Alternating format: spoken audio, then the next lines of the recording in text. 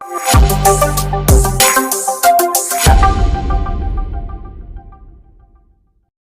Mass മോട്ടോഴ്സിൽ നിന്നാണ്. ഹീറോൻ്റെ Maestro, പഴയ model Maestro വണ്ടിയാണ്. ജനറൽ സർവീസായിട്ട് കയറ്റിയിട്ടാണ്.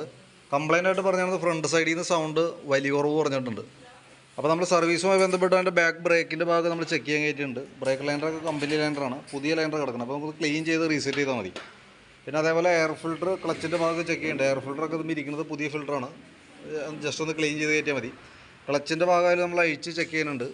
ഗ്രീസിങ് അടക്കം ചെയ്യുന്നുണ്ട്. കാരണം വലിയുടെ പ്രശ്നം പറഞ്ഞ് നമ്മൾ ഓടിച്ച് നോക്കുമ്പോൾ പ്രത്യക്ഷത്തിൽ അങ്ങനെ മേജറായിട്ടൊരു കംപ്ലൈൻ്റ് ആയിട്ട് നമുക്ക് തോന്നിയില്ല. എങ്കിൽ പോലും നമുക്ക് CVT ക്ലച്ചാണ്. CVT ക്ലച്ചിൽ ചെറിയ ടൈറ്റ് വന്നാൽ പോലും നമുക്ക് വലിയ പ്രത്യക്ഷത്തിൽ ബാധിക്കും. അപ്പോൾ അതുകൊണ്ട് കൂടിയാണ് ജനറൽ സർവീസിൽ ഓൾറെഡി ക്ലച്ച് ഗ്രീസിങ് ഉള്ളതാണ്. അതിന് വേണ്ടിയിട്ടും കൂടിയാണ് നമ്മൾ അഴിച്ചേക്കുന്നത് ക്ലച്ചിൻ്റെ ഭാഗം. ക്രാങ്ക് ഷാഫ്റ്റിൻ്റെ ആയാലും ക്ലച്ച് ഷാഫ്റ്റിൻ്റെ സൈഡിൽ നിന്ന് ഓയിൽ ലീക്കോ കാര്യങ്ങളൊന്നുമില്ല. അതേപോലെ തന്നെ ബെൽറ്റ് ആയാലും പുതിയ ബെൽറ്റാണ് കിടക്കുന്നത്. Variator body, boss drive, roller അടങ്ങുന്ന യൂണിറ്റാണ്. അതും വേറെ പറയത്തക്ക തേമാന കാര്യങ്ങളൊന്നുമില്ല. ബെൻഡെക്സ് യൂണിറ്റിൻ്റെ ഈ കപ്പ് ചെറുതായിട്ടൊക്കെ പോയിട്ടുണ്ട്. പക്ഷേ എന്നാൽ പോലും വർക്കിംഗ് ഒക്കെ ഓക്കെയാണ്, വേറെ പ്രോബ്ലം ഒന്നുമില്ല. ക്ലച്ച് യൂണിറ്റ്, CVT ക്ലച്ചിൻ്റെ ക്ലച്ച് ഷൂ അടക്കം വരുന്ന യൂണിറ്റ് ഫുള്ളായിട്ട് അഴിച്ച് ഗ്രീസ് ചെയ്യുന്നുണ്ട്. ആ പിന്നുകൾ ഒന്ന് മാറ്റിയിടുന്നുണ്ട്.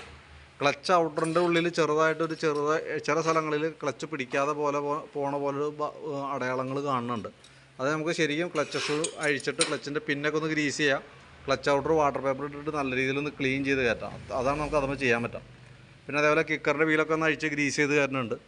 ചോക്കിൻ്റെ കേബിൾ, ആക്സിലേറ്റർ കേബിളൊക്കെ നമ്മൾ ചെക്ക് ചെയ്തിരുന്നു. നിലവിൽ വേറെ കംപ്ലൈൻ്റ് ഒന്നുമില്ല, രണ്ട് സ്മൂത്താണ്. ഹെഡിൻ്റെ ഭാഗത്തായാലും വേറെ ഓയിൽ ലീക്കോ കാര്യങ്ങളോ പ്രത്യക്ഷത്തിൽ വേറെ കാണുന്നില്ല. കാർബറേറ്റർ ആയാലും നമ്മൾ വണ്ടി ഓടിച്ചു നോക്കുന്ന സമയത്ത് കാർബറേറ്റർ അഴിക്കേണ്ട ഒരു സിറ്റുവേഷൻ നിലവിൽ ഇപ്പോൾ കാണുന്നില്ല. സ്റ്റാർട്ടിങ് കംപ്ലൈൻറ്റോ മിസ്സിങ്ങോ അങ്ങനെ വേറെ പ്രോബ്ലം ഒന്നും ഇല്ലാത്തതുകൊണ്ട് തന്നെ കാർബറേറ്റർ അസംബ്ലി നമ്മൾ അഴിക്കണില്ല.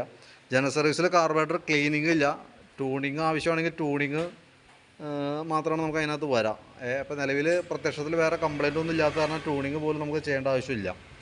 വലിയുടെ പ്രോബ്ലം നമുക്ക് നോക്കുമ്പോൾ അതുമായി റിലേറ്റഡ് ആയിട്ട് വേറെ കംപ്ലൈൻ്റ് ഒന്നും തോന്നണില്ല. നമ്മളിപ്പോൾ നല്ല കയറ്റമുള്ള ഭാഗത്തൊക്കെ ഓടുമ്പോൾ ആയിരിക്കും ചിലപ്പോൾ ഒരു പക്ഷേ വലിയുടെ പ്രശ്നം കാണിക്കാം.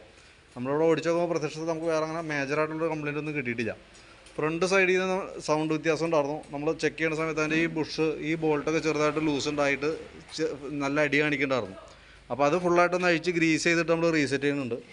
ഫ്രണ്ടിലത്തെ ബ്രേക്ക് ലൈനറൊക്കെ ആയാലും നമ്മളൊന്ന് ക്ലീൻ ചെയ്ത് ക്യാമൊക്കെ ഒന്ന് അഴിച്ച് ഗ്രീസ് ചെയ്ത് റീസെറ്റ് ചെയ്യുന്നുണ്ട്. ബാറ്ററി നമ്മളൊന്ന് ചെക്ക് ചെയ്തുകൊണ്ട്, ഇത് ഇരിക്കുന്ന ബാറ്ററി പുതിയ ബാറ്ററിയാണ്. 2024 മോഡൽ ബാറ്ററിയാണ് ഇത് ഇരിക്കുന്ന ബാറ്ററി. നമ്മളതിൻ്റെ വോൾട്ട് നോക്കുമ്പോൾ 12.74 റേഞ്ചിൽ വോൾട്ട് കാണിക്കുന്നുണ്ട്. പുതിയ ബാറ്ററിയാണ്, ടെസ്റ്റ് ചെയ്യേണ്ട കാര്യമൊന്നുമില്ല. എന്നാൽ പോലും സർവീസിൽ ടെസ്റ്റ് ഉള്ളത് കൊണ്ട് നമ്മൾ കൂട്ടത്തിൽ ചെയ്ത് പോകണമെന്നുള്ളൂ. ബാറ്ററി ഓക്കെ ആയിട്ടാണ് കാണിക്കണേ. വൈസറിൻ്റെ ഭാഗത്ത് ചെറുതായിട്ട് അതിൻ്റെ ഉള്ളിൽ ആ ഹെഡ്ലൈറ്റിൻ്റെ ക്ലിപ്പിൻ്റെ ഭാഗത്തൊരു ലൂസ് ഉണ്ട്. അപ്പോൾ അതുമായി ബന്ധപ്പെട്ട് നമുക്കൊന്ന് അഴിച്ച് റീസെറ്റ് ചെയ്യേണ്ടതായിട്ടുണ്ട്. സ്ക്രൂ ഒക്കെ അഡീഷണൽ പൊട്ടിപ്പോയിട്ട് സെപ്പറേറ്റ് സ്ക്രൂ ഒക്കെ ഇട്ടാണ്. അപ്പോൾ അതിൻ്റെ ഒരു ജർക്കിംഗ് ഒക്കെ ഉണ്ട് ഫ്രണ്ടിൽ നിന്ന്. അത് 100% നമുക്ക് മാറ്റം നടക്കില്ല. ഫൈബർ ബോഡിയാണ്, 100% ക്ലിയർ ചെയ്ത് നടക്കില്ല കേട്ടോ. മാക്സിമം നമുക്ക് അതിൻ്റെ സൗണ്ടിൻ്റെ കുറയ്ക്കാനായിട്ട് പറ്റും.